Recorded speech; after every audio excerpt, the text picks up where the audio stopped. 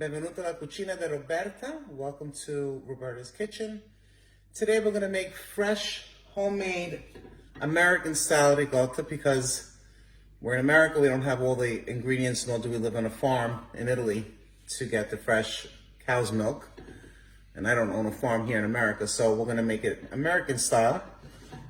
It is very creamy. It has a delicious flavor, and you'll enjoy making this, especially because you made it, and it'll taste all that much better. I'm making this video because I posted my limoncello Italian cheesecake on the group post, and I had such an overwhelming response of people wanting to have the recipe to make homemade ricotta. So a couple of things you'll need, so you can pause the video when you want, after I tell you what you need so you can get prepared, is you'll need, I'm making a double batch, so anything that I'm making, you could half it if you want to do half the quantity. I need a little over 2 pounds of ricotta, so to make my next video, which will be an amaretto Italian ricotta cheesecake with almonds, so I'm using 2 gallons. Make sure it's pasteurized. It has to be at least pasteurized whole milk. So in goes 2 gallons. This is the first gallon.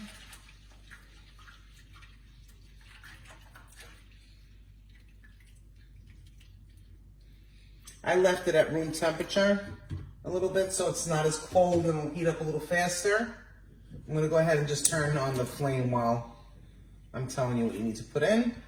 So it's 2 gallons of whole milk, pasteurized milk, and we're going to add a quart of heavy cream into this. The heavy cream just gives it a much creamier consistency to the ricotta. I'm using the Land O'Lakes heavy cream. You'll need a wooden spoon to consistently stir the milk as it heats and gets to the temperature that you need, which is about 180 to 185. And you'll need a cup of white distilled vinegar. And I'm using 4.5 teaspoons of kosher salt. You'll also need something that strains as you pick up the ricotta cheese out of the pot, because the pot is heavy. I have 2 gallons in here, so I take out most of it with this, and I put it into a mesh strainer with a cheesecloth over that, and place it into a bowl so your liquids could flow to the bottom as you get it to the consistency, the dryness that you want for the ricotta. You'll also need a thermometer. No fret, if you don't have a thermometer, just you want to get the milk to where it is like very foamy on top, but you don't want it to boil. Once you see it's gotten very nice and foamy, the whole and top layer is nice and foamy, you can shut it off. So, turning off the temperature of the flame on the stove, I'm going to go ahead and add the 4.5 teaspoons of salt. Okay guys, I'm back. So right now, the thermometer is reading 180.8. I'm going to wait for it to go up another degrees or 2, but I also want to clarify something for you guys. Let's say you're home and you don't have the heavy cream and you have a couple gallons of milk or a gallon of milk and you want to make ricotta. You can make it that way as well. Also, because I'm making this version with the heavy cream, the quart of heavy cream to the 2 gallons of whole milk, I am going to add a cup and a quarter of the white distilled vinegar. You can see my wooden spoon here has got like a nice foamy texture to it. And I'm going to show you a little bit closer here what the milk looks like as it starts to get closer to the degrees you need. You can see how foamy it is. You see how foamy? So like I eyeball this. I don't have to have the thermometer, but I did use it today because I'm showing you guys how to make the ricotta and make sure you get the right temperature. So you can see the foam is nice and built up here and very foamy. And it's at 183 degrees right now. So we are going to turn this off. And I'm going to go ahead and add the ingredients. So turning off the temperature of the flame on the stove. I'm gonna go ahead and add the 4.5 teaspoons of salt in here. Okay. We're gonna add the cup of the distilled white vinegar. And I'm gonna add just another 1/4 to compensate because I did use the heavy cream. And I eyeball it because I do this all the time. I know exactly what's in there. So another 1/2. Give it a little bit of a stir. Okay. And what you want to see is a nice yellowy texture forming that separates from the milk, which is called the whey. So I gave this a nice stir. Okay. Like so. And we're going to let it rest for 10 minutes. You can already see on the back of my wooden spoon the curds forming for the ricotta. Okay? I'll be back in a little bit and we'll see the results. Give it a little bit of a stir. Okay? And what you want to see is a nice yellowy texture forming that separates from the milk, which is called the whey. So I gave this a nice stir. Okay? Like so. And we're going to let it rest for 10 minutes. You can already see on the back of my wooden spoon the curds forming for the ricotta. Okay? I'll be back in a little bit and we'll see the results. All right, guys, I'm back. It's been 10 minutes. So we're going to start to strain the ricotta cheese into the strainer and the cheesecloth. Just going to take a quick check here, just curiosity on how hot this milk still is, because that's important. You want to make sure that your temperature doesn't drop quickly. I have a gas stove, so I know the iron grate underneath the pot remains nice and hot. So I can see still here that it's rising. I'm already at 170 degrees, so it's maintained its heat to, let's see here, 100 and this is 10 minutes later, guys. Yeah, it's above 180 degrees still, so which is very good. And like I said, if you don't have a thermometer, I showed you the consistency of the milk that it should be. Let's take a look here. I'm gonna move some of this stuff out of my way. And we're gonna start to strain the ricotta. So take a look here. You could see the yellow, which is the whey from the milk. And let's take our first scoop out. Look at that ricotta, how beautiful. I have to tell you, this is one of the most enjoyable things to make. The taste is definitely 100 times better than what you buy in the store. You can make this as dry as you want, as creamy as you want, depending on the strain and how long you leave it to strain.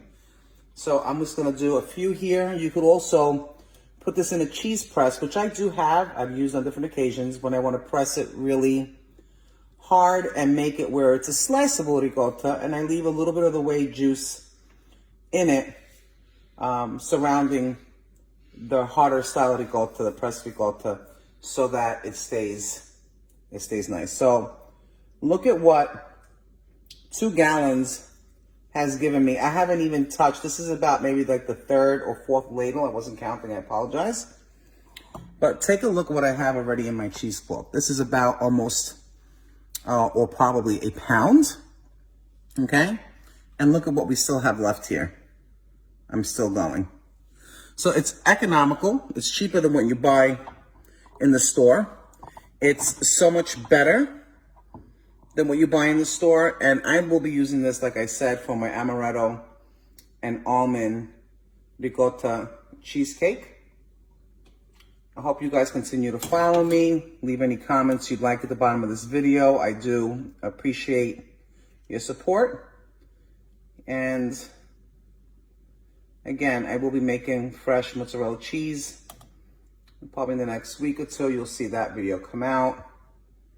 I'm still ladling this. I'm ladling it like this in the beginning because the pot is very heavy. So to avoid hurting myself and causing a big mess in the kitchen, I first strain it this way. But lots of ricotta here, guys. Beautiful, Look at these curds, how big. Very nice. And you just let it drain slowly in the cheesecloth. Let it take its time. Again, however you want it. Another good thing that I make a lot of this, the reason why I make so much, just so you guys know, it's not only to bake with, but my kids do enjoy pasta and ricotta, which is spaghetti and ricotta cheese. Just boil your white pasta. Once it's done, leave a little bit of the pasta water in the pasta. A little EVOO, extra virgin olive oil, salt, of course your fresh ricotta, black pepper. I use the cracked black pepper, and you have pasta and ricotta. So I'm gonna let you see this again, what I have so far in here. Look at that beautiful ricotta. You can see the whey in here, the yellow consistency, that is the whey. And you can see how clear it is? That means I got all the curds that I wanted to get out of the ricotta. If your liquid is not yellow or clear, that means you did not get all the curds from your ricotta process. And I'm still here getting this ricotta out. Once I get close to where I can't spoon as much, then I will pour this into the cheesecloth and the strainer into a big bowl and let it get the remaining little curds that I can't get with the spoon. So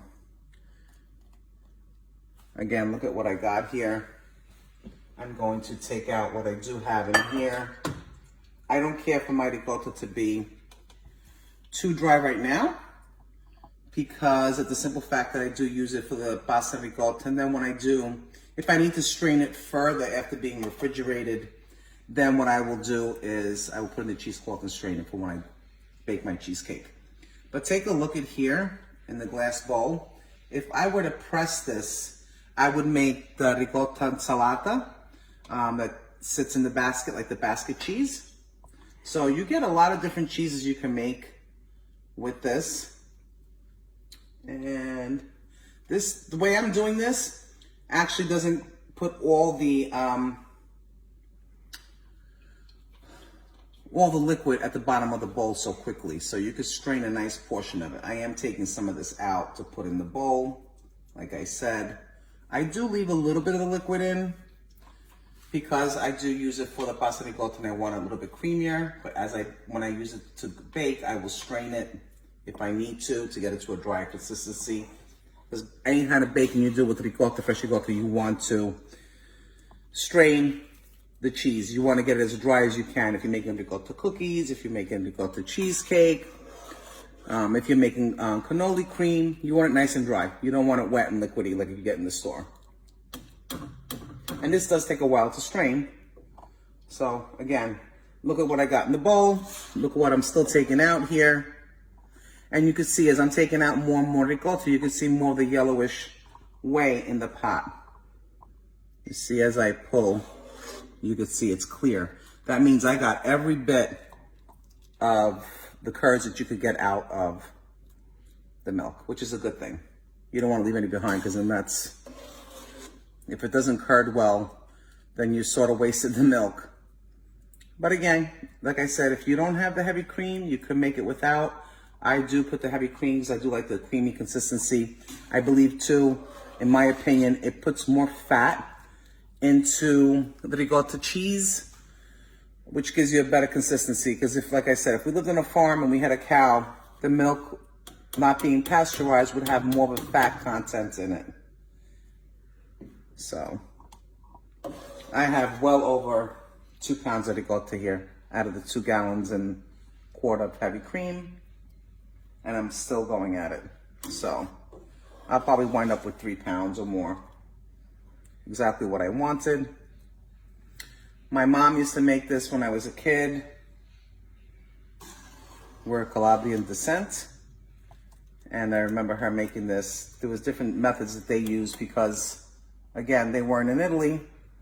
So they used different things of acidity. Some of her friends used to use the pill. You could use lemon, fresh lemon. Takes quite a while to squeeze that. And if you're in a rush, I think the quickest thing is the vinegar. If you're not, you could do the same consistency, same amount, but squeeze fresh lemons. Maybe next time I'll do it that way. But a lot of the times I'm between work and baking, I try to find methods that will just be a little quicker for me. And I'm gonna have my assistant here with my camera, my daughter Annalisa, who's a big help and follows in her mother's footsteps. But take a look closer in here. Look at that, how clear the liquid is. You can see a yellow hue, and that's what you want. So I'm still taking out ricotta. The consistency of the pot is still very hot. And you can see here, I've doubled what the first batch I took out, and it's straining still. That I will let sit because it's a little bit more wet. All right, guys. So I hope you enjoyed cooking in La Cucina di Roberta, in Roberta's kitchen. Till we meet next time, be safe, enjoy baking. Bye.